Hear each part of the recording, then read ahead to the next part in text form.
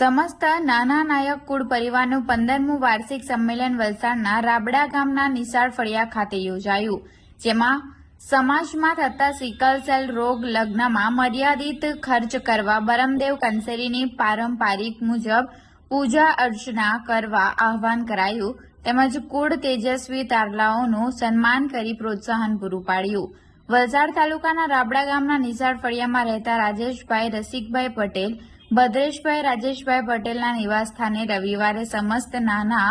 નાયક કુળ પરિવારનું 15મું વાર્ષિક સંમેલન યોજાયું હતું, જેમાં સાંઈનાથ હોસ્પિટલ ધરમપુરના ડોક્ટર હેમંતભાઈ પટેલ,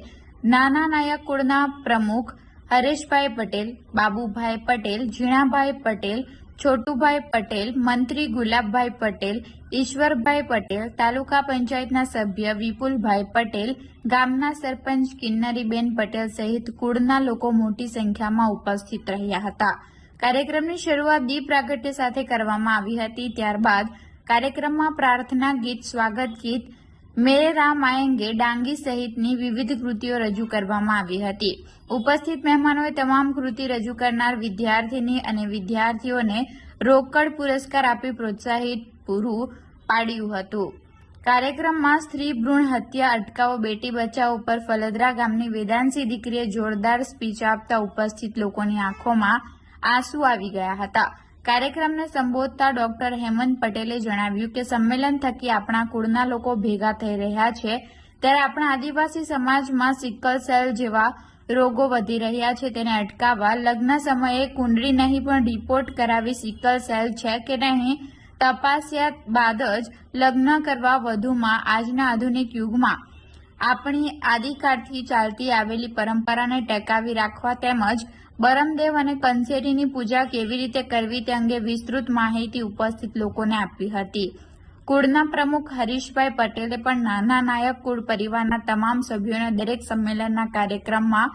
હાજરી આપવી, જેથી કુળના સભ્ય સાથે પરિચય થાય, એકબીજાને મદદરૂપ થવા જણાવ્યું હતું। ત્યારબાદ કુળના તેજસ્વી તારલાઓનું ટ્રોફી આપી સન્માન કરવામાં આવ્યું હતું, સાથે કુળની વિધવા બહેનોને પણ સાડી આપી તેમનું પણ સન્માન કરવામાં આવ્યું હતું। બજાવે છે આજે 15મું નાના નાયક પરિવારનું આખું કુળ સંમેલન હતું અને સંમેલનમાં ખૂબ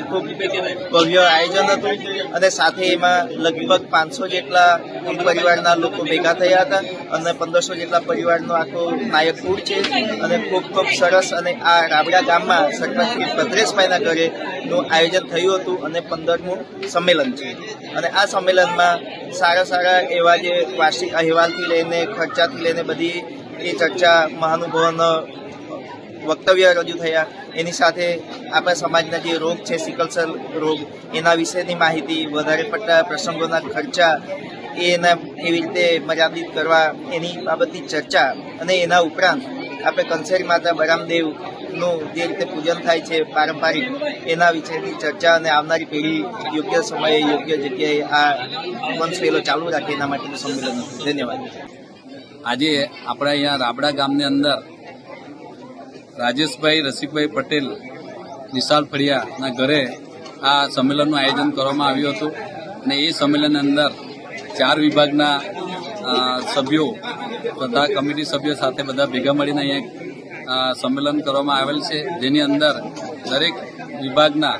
દરેક કૃત્યો અને આપણા આદિવાસીના કૃત્યો અને સાથે ડૉક્ટર સાહેબ અને LICના કર્મચારીઓ તથા બેંકના કર્મચારીઓ પણ અહીંયા સામેલ હતા અને એ બાબતે ઘણો બધો પરિચય આપ્યો હતો। સાથે ડૉક્ટર સાહેબે બહુ સારી રીતે વિસ્તારથી આપણને સિકલ સેલ બાબતે પણ સમજાવ્યું હતું કે સિકલ સેલ કઈ રીતે થાય છે અને કઈ રીતે એને અટકાવવું જોઈએ। કુળનું સંમેલન કરવા પાછળનું કારણ શું? કુળ સંમેલન કરવાનું મુખ્ય કારણ એ છે કે જે તે વિભાગના વ્યક્તિઓ સાથે લગ્ન સમયે પણ આપણા જ પરિવારના આપણા સાથે લગ્ન ન થાય એના માટે પણ આપણા ધરમપુર વિભાગ મતલબ બારસોડ ગામના કુથાભાઈએ બહુ વિસ્તારથી એનું માહિતી આપી છે અને જે જગ્યાએ સંમેલન થાય છે ત્યાં આગળ એકબીજાનો પરિચય થાય છે અને એકબીજાને મદદરૂપ થાય છે।